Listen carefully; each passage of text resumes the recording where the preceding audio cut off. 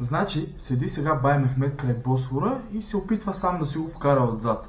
И минава султана и му вика: абе Мехмед, какво правиш бе?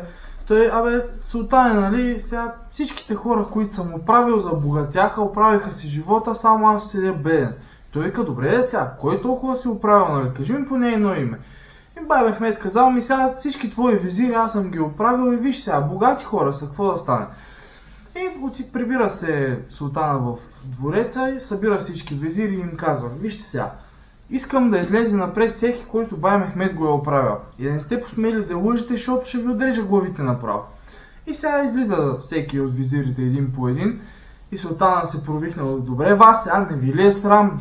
Човека ви е направил хора, вие сте го оставили беден. Искам утре всеки от вас да изпрати по една каруца с злато на бай Мехмед.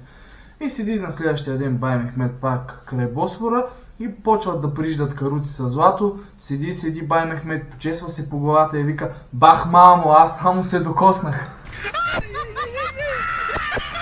Ja, en! Ja, en!